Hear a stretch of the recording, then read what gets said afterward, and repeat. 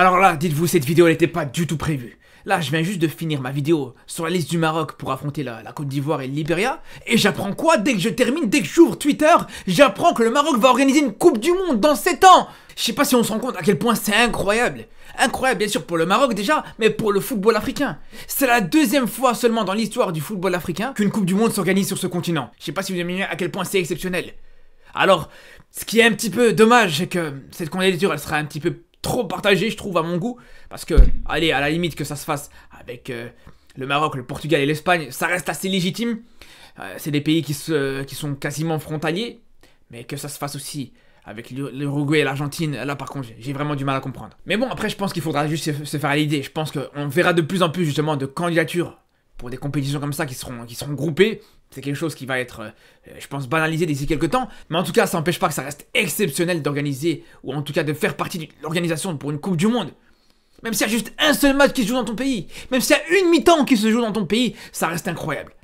Parce qu'on sait tous très bien une chose, c'est que pendant la Coupe du Monde, il y a tous les yeux du monde qui sont rivés vers ce pays-là. Le pays dans lequel se joue cette compétition-là. Comme on a tous eu les yeux justement vers le Qatar il y a quelques mois d'ici, ou vers la Russie il y a quelques années d'ici, et ainsi de suite, ben là ça sera la même chose. Là je vous le dis, ça va être l'occasion une fois pour toutes de mettre le Maroc et de mettre l'Afrique enfin sur une carte du monde. Parce que quand on voit aujourd'hui encore une fois, quand on va aux États-Unis, quand on va dans certains pays en Europe par exemple, où aujourd'hui ils imaginent encore que l'Afrique c'est un continent qui est encore dans la brousse, que le Maghreb c'est encore des pays où ça se déplace en chameau. Ben là je vous le dis, t'as un pays comme le Maroc qui pourra t'organiser une Coupe du Monde qui sera incroyable. Les matchs qui seront organisés au Maroc, je vous le dis déjà, ils n'auront rien à envier aux matchs qui se joueront, que ce soit au Portugal, que ce soit en Argentine, voire même peut-être pour certains matchs en Espagne. Et ça, j'en suis persuadé. De toute façon c'est simple, là t'auras absolument pas le choix. Là, tu seras obligé d'être au niveau. Parce que comme je disais justement il y a quelques jours d'ici, quand on a appris que le Maroc allait organiser la CAN 2025, on sait que le Maroc a le potentiel de faire un événement de grande ampleur.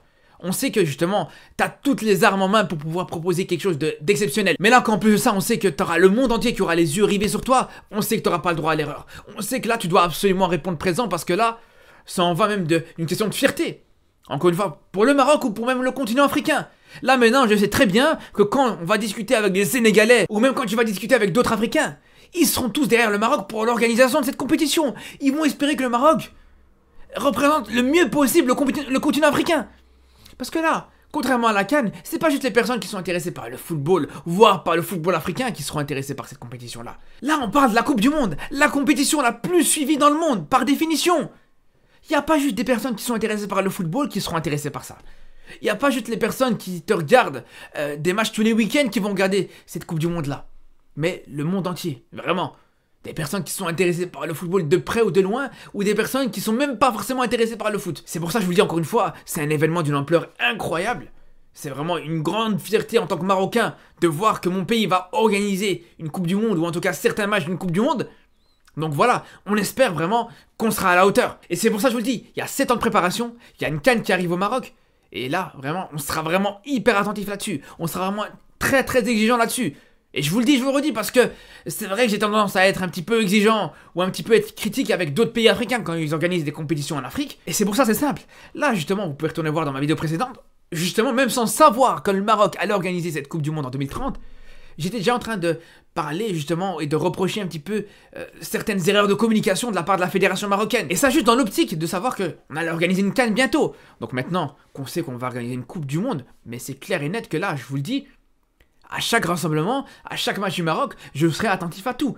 En termes de qualité du terrain, en termes de communication, et à tous les niveaux. Et c'est tout à fait normal, bien sûr. Quand je fais des débriefs où je reviens sur des matchs du Maroc en parlant de l'aspect sportif, ben c'est clair et net que si maintenant je critique certaines choses, c'est pour que les choses s'améliorent. Si maintenant je suis pas convaincu des prestations d'un joueur, c'est tout simplement parce que j'espère que soit le joueur tout simplement s'améliore ou que le joueur ne soit plus convoqué. Pour le bien de l'équipe, pour le bien du Maroc. Mais là, ce sera exactement la même chose. Si maintenant, on voit certaines lacunes dans l'organisation d'un match amical ou dans l'organisation d'un match de qualification pour la Coupe d'Afrique ou pour la Coupe du Monde, mais c'est clair que, voilà, je vous le dis, On sera obligé de relever ça. Et encore une fois, c'est juste pour le bien de ce pays, justement, avec des grosses échéances qui arrivent dans ce territoire-là. Parce que je sais qu'il y en a qui vont tendance à se dire, ouais, il y a une Coupe du Monde qui va s'organiser au Maroc, c'est incroyable. On va prendre le billet d'avion, on va aller assister à cette Coupe du Monde-là. Mais moi, je vais pas me contenter de ça. Moi, j'aurais plus tendance à dire, ouais, il y a une Coupe du Monde qui va s'organiser au Maroc, donc ça veut dire qu'on a une chance en or de marquer l'histoire du football marocain, de marquer l'histoire du football africain, et de faire un énorme pas en avant. C'est ça le plus important. On va pas juste se contenter de regarder les matchs, et peu importe ce qu'on va voir au niveau de l'organisation, on va s'en satisfaire. Non, parce que là, pour le coup, il y en a qui vont s'attendre au tournant. Une Coupe du Monde qui s'organise dans un pays africain, c'est pas tous les jours. C'est pas tous les jours que t'as l'occasion de montrer la vitrine de ton continent, de ton pays, au monde entier. Ça arrivera qu'une seule fois peut-être dans l'histoire, donc il faudra surtout pas rater le coche. De toute façon, on aura l'occasion de leur parler, parce que vraiment, c'est un événement que j'attends avec beaucoup d'impatience. C'est un événement sur lequel j'ai beaucoup d'attentes, tout simplement. Donc à très très vite pour en reparler, et surtout d'ici là, prenez soin de vous.